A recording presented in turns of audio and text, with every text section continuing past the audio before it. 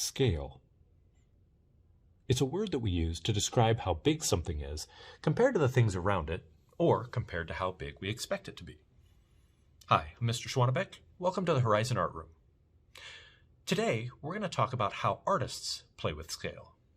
I'm going to show you some examples of artworks where an artist has challenged our expectations about how big a thing is, but I want you to pay attention to how you react, how you feel when you see them.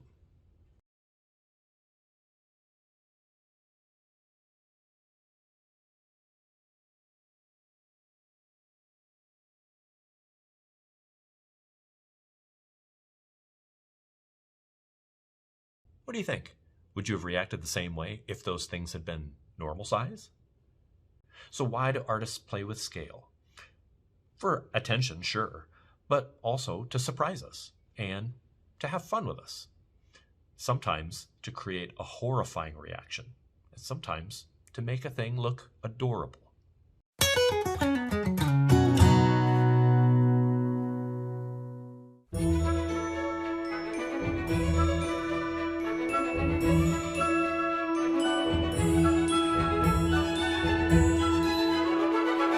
I mainly sculpt food because I love food. I think that's actually a very important part of my work. I very much enjoy food. I really like the shape of foods. You have all kinds of shapes, all kinds of textures, and I find it very interesting. And you have quite some freedom, unless you don't have to make the perfect apple or the perfect orange. It always have some kind of imperfections. Food is almost everywhere, so it's not very difficult to find inspiration, especially because you are going to go for things you actually like to eat. The first thing that I sculpted were bread, and shortly after a few cakes. I made a birthday cake for myself. The scale is the typical dollhouse scale. It's 1 to 12.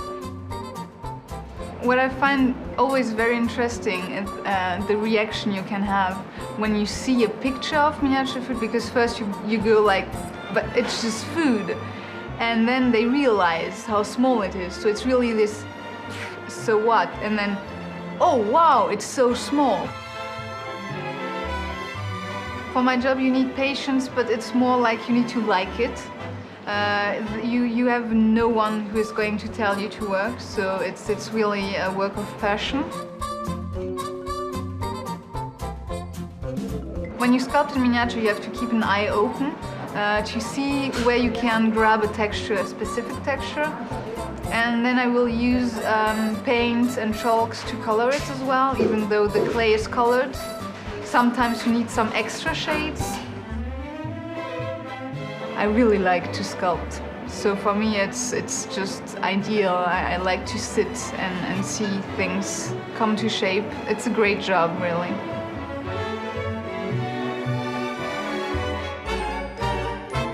My name is Stephanie Kilgast and I'm a miniature food artist.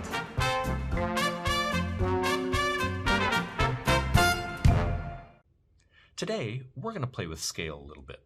We're going to begin planning a tiny sculpture of one of your favorite meals.